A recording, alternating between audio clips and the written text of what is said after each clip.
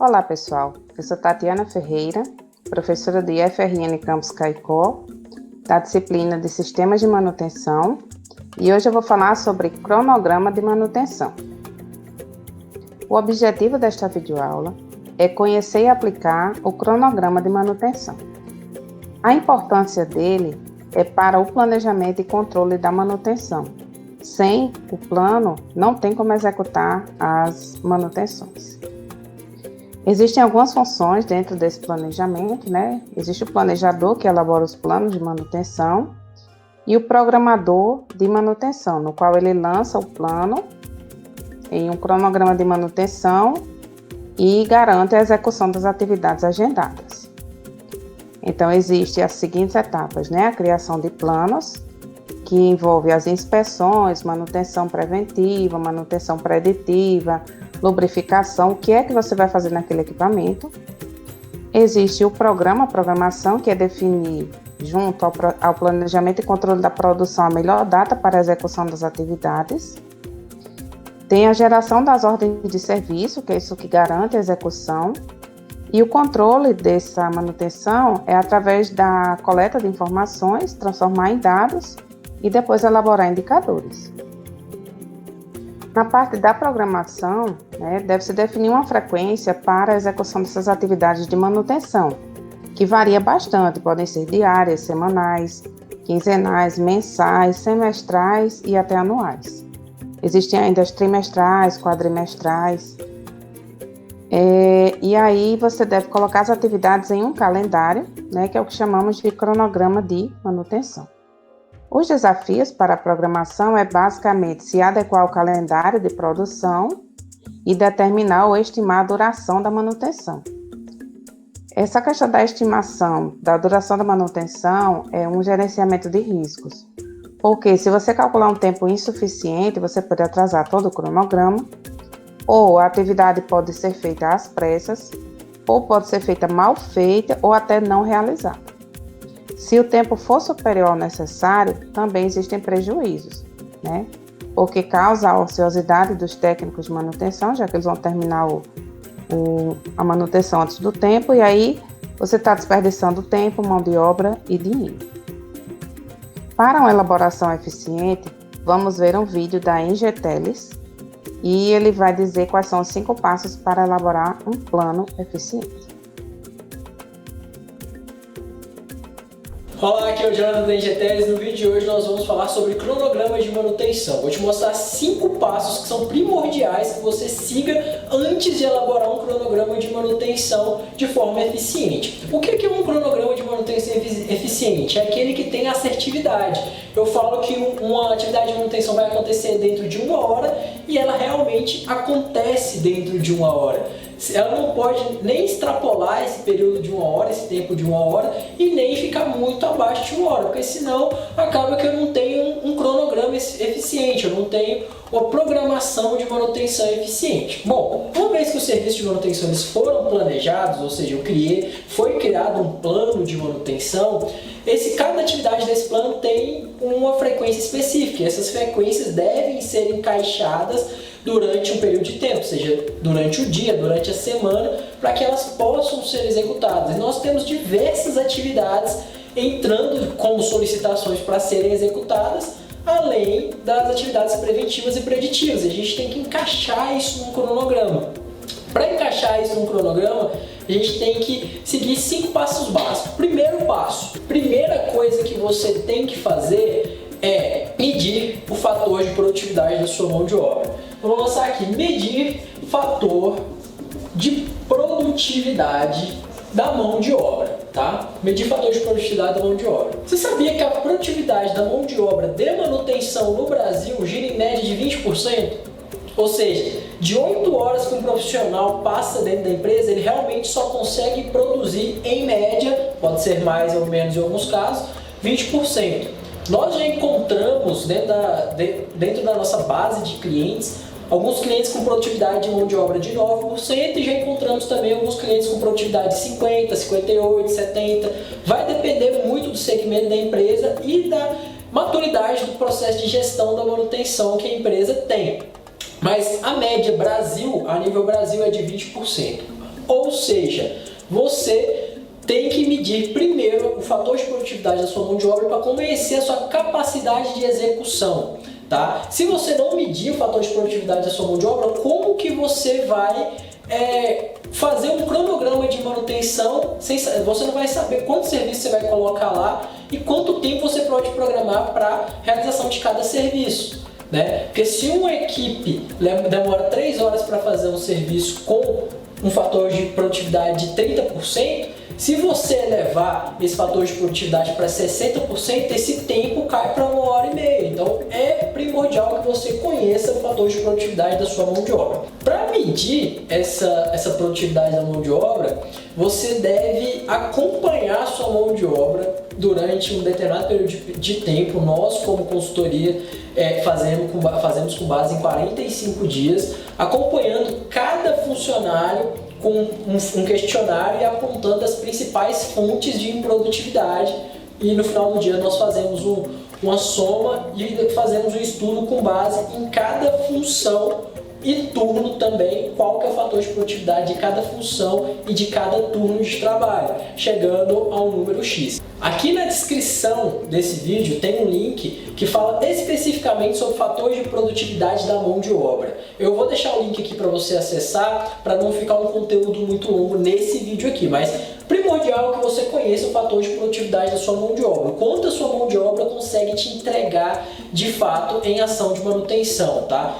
Como eu falei, a média brasileira está em torno de 20%. Então você vai ter que medir a sua realidade para encontrar esse dado. Segundo ponto, você deve medir o seu backlog. Você deve tratar o backlog como indicador. Então você vai aferir o seu backlog e para conhecer a sua carga de trabalho que está lá acumulada, né? Então dentro dessa carga de trabalho você vai priorizar o que deve ser feito primeiro, para diminuir essa carga de trabalho de forma prioritária, né? Tem um passo a passo para você priorizar a resolução desse serviço, a gente vai chegar lá daqui a pouco, mas agora você tem que conhecer o volume do seu backlog. Você não deve se preocupar com cada tipo de serviço nesse momento, você deve conhecer a totalidade do seu backlog, né?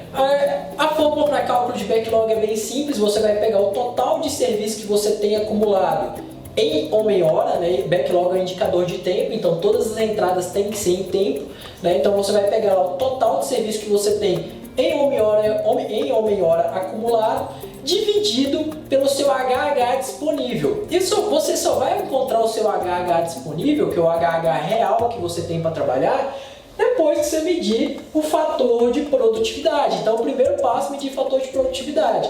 Encontrei o fator de produtividade, agora eu vou medir o nosso backlog. Encontrei o backlog, agora eu tenho que analisar o tamanho desse backlog. O backlog recomenda que trabalhe entre 3 e 4 semanas. O que é o backlog? Imagina se eu fechar a porta da manutenção hoje. Eu vou somar quanto tempo eu levo para fazer tudo aquilo que está pendente de execução ali dentro do meu sistema. Esse tempo é o meu backlog. Então esse tempo ele tem que estar entre 3 e 4 semanas. Ele não pode estar nem muito baixo nem muito alto. Se ele estiver muito alto, o que eu posso chegar à conclusão, né? Qual que é a conclusão que eu chego? Chego à conclusão que eu tenho muita solicitação de serviço sendo aprovada sem necessidade, ou eu estou com falta de mão de obra. Se eu tenho um backlog muito baixo, eu tenho tempo ocioso, ou seja, eu tenho gente demais na minha equipe. Então, para eu programar esse serviço, eu tenho que conhecer primeiro o meu volume de backlog. Terceiro passo, conhecer o plano de manutenção. Tenho que conhecer o meu plano de manutenção. Como assim? O plano de manutenção ele não é criado por uma única pessoa. É errado fazer isso. Se você já se deparou com uma situação como essa, saiba que isso é errado. O plano de manutenção ele é criado por um comitê. Nós apelidamos essas pessoas, esse grupo de pessoas de comitê, onde diversos especialistas, tanto nos processos da empresa, tanto quanto nos equipamentos, vão criar o plano a partir do FIMEA, né, que é a análise dos modos e efeitos de falha. Então o programador de manutenção que está responsável pelo cronograma deve conhecer o plano, porque pode existir atividades do plano que estão com frequência muito baixa. E caso haja duplicidade, ele pode aí usar algumas ferramentas para priorizar o que vai ser feito primeiro ou não, de acordo com a necessidade daquela atividade para confiabilidade do equipamento, né? Uma das maneiras para se fazer isso é o método GUT, né? Então, eu vou pegar lá o método GUT, vou classificar um serviço com um número de gravidade, urgência e tendência, onde esses números podem ser de 1 a 5, onde 1 tem a gravidade, urgência e tendência menor e 2 tem a gravidade, urgência e tendência maior. Como assim? Digamos que eu tenho um determinado serviço que, se ele não for feito, pode gerar um problema muito grave, né? Então, dentro de 1 a 5 eu vou dar uma nota para saber quem é grave e quem não é. Então, vamos usar aqui a nota 3, por exemplo, seria a gravidade mediana. Qual que é a necessidade de eu resolver aquilo? Aquilo é pouco urgente, muito urgente, pode esperar, extremamente urgente. Então, vamos pegar aqui que, no pior dos casos, seria extremamente urgente. 5. Agora, a tendência. Qual que é a tendência daquilo piorar? A tendência de piorar, vamos imaginar o seguinte: isso aqui não vai mudar. Do jeito que está, vai continuar. A situação é ruim? Mas não vai mudar. Vou usar 1. Então, 3 vezes 5, 15. Vezes 1, continua 15. Se eu fizesse essas mesmas perguntas para o outro serviço que eu quero priorizar, para eu ver quem tem prioridade, se o outro serviço, vamos supor, deu 30, esse serviço vai ser feito no dia. Então, o programador, ele deve conhecer o plano de manutenção, conhecer como foi criado, por que foi criado, quais são as atividades envolvidas no plano de manutenção, por que daquelas atividades estarem ali, qual que é o modo e o efeito da falha que aquela atividade está cobrindo. Então, o programador de manutenção tem que conhecer isso, tá? Tem um vídeo específico só sobre método GUT aqui no canal. Se você quiser procurar, vou deixar o link aqui também, tá? Então, procura aqui sobre o método GUT para você entender melhor, para não entrar muito nesse método, para o vídeo não ficar grande. Quarto passo. Então, priorização das solicitações. O tempo inteiro estão fazendo solicitações para o setor de manutenção. A manutenção, ela já tem o serviço planejado para executar, que são as preventivas, a lubrificação, calibração de instrumentos, a preditiva, já tem uma determinada carga de serviço para executar, mas ainda assim toda hora está chovendo solicitação de outros setores para que a manutenção resolva alguma coisa.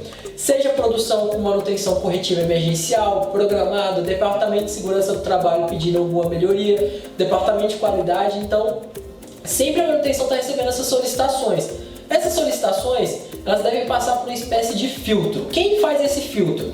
É uma função chamada gatekeeper, né? É uma função, não é um cargo. Geralmente o cargo que exerce essa função é o planejador ou o supervisor da manutenção. Deve ser alguém que tenha conhecimento sobre o processo, tenha conhecimento sobre a atividade, para poder discernir se aquilo é uma atividade que realmente faz sentido para que a manutenção faça, e ele vai priorizar, né, a resolução daquela solicitação. Então aí na sua tela está aparecendo esse algoritmo aí, que é um algoritmo que eu criei para priorização de serviços, né? Você vai ter que criar um desse para sua empresa. Se você quiser usar esse modelo também, ele encaixa, porque ele é bem genérico, bem generalista. Então aqui, primeira pergunta que você deve fazer quando uma solicitação de manutenção chegar até você: afeta a segurança ou o meio ambiente? Afeta a solicitação ao meio ambiente? Se caso aquele serviço não for feito, alguém pode se machucar ou vai ter algum dano ao meio ambiente de forma irreversível, algo que vai trazer algum problema para a empresa? Se a resposta for sim, esse serviço já deve ser feito de forma imediata, aquele serviço que para tudo que está fazendo e passa esse serviço na frente. Se a resposta for não, a próxima pergunta que você deve fazer é: esse problema, ele afeta a produção ou a qualidade de forma irrecuperável? Você vai perder produção, a produção vai parar, ou vai ter algum problema relacionado à qualidade do produto que vai ser de forma irrecuperável, ou seja, você vai perder o produto? Caso seja também, você vai descer esse serviço para ser feito de forma prioritária, de forma imediata. Caso não, esse serviço ele pode ser feito depois. Ele vai poder ser feito em até uma semana. Ele é um serviço de criticidade C, né? Caso você tenha algum problema ou risco eminente nesse departamento de produção ou sobre segurança, você vai fazer primeiro. Se o equipamento é monitorado, ou seja, existe alguma forma de você monitorar esse equipamento, seja via um sensor, seja via algum intertravamento do próprio equipamento, a fim de evitar que aquele problema se agrave, se ele for monitorado, você pode prolongar esse serviço. Caso não seja, você vai ter que executá-lo de forma urgente. A partir daqui, o que vai definir se o serviço vai ser feito ou não vai ser se os recursos estão disponíveis ou se aquele serviço está vencido ou se já foi reprogramado. A partir daí você vai seguir o algoritmo e vai priorizar esse serviço. A partir do momento que você priorizou a resolução dessas atividades, agora você vai criar o que a gente chama de programação micro. A programação micro é quando você vai encaixar o sequenciamento dessas atividades. Então, aqui, quando você priorizou as solicitações, você definiu quem vai ser feito.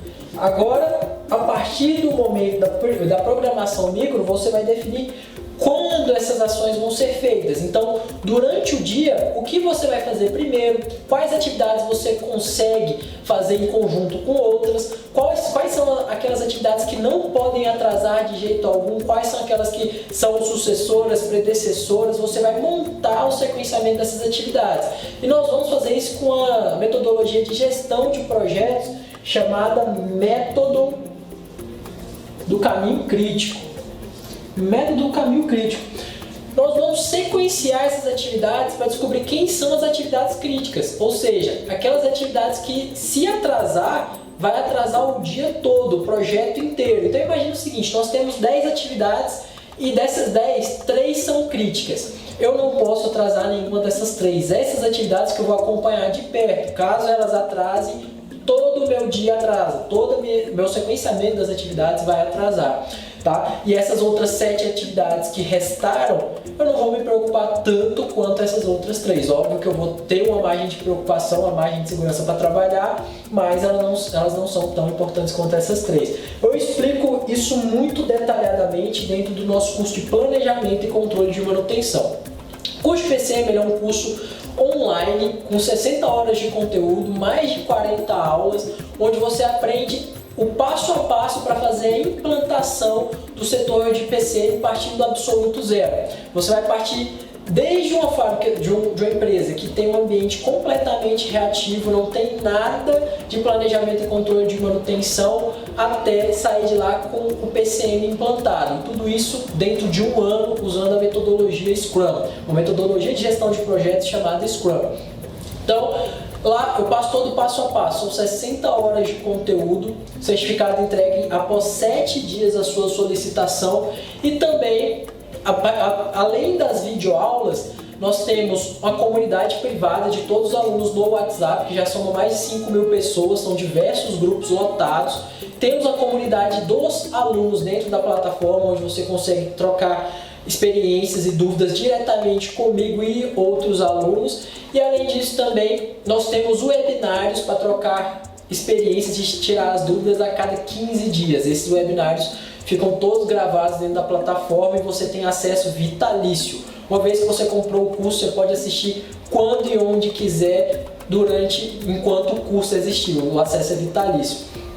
Um outro detalhe também é que você consegue ter 20% de desconto de forma vitalícia em qualquer curso nosso, seja presencial ou online. Eu vou deixar aqui no link da descrição para você acessar a nossa página para conhecer o curso e o melhor de tudo. Se você quiser comprar o curso e não gostar do curso por qualquer motivo, você tem 30 dias de garantia. Durante 3 anos que esse curso está no ar, pouquíssimas pessoas, menos de 2 dígitos, tá? Ou seja, menos de 10 pessoas solicitaram reembolso nesse período. Nos primeiros 2 anos de curso, esse período era de 15 dias. Pelo sucesso do curso, nós passamos esse período de garantia para 30 dias, ou seja, você satisfeito o seu dinheiro de volta, tá? Espero que você goste do conteúdo, vou deixar todos os links que você precisa sobre esses materiais na descrição desse vídeo. tá bom? Deixe o seu like caso tenha gostado do vídeo e se inscreva no nosso canal para ter acesso a mais conteúdos como esse. Muito obrigado e até o próximo vídeo.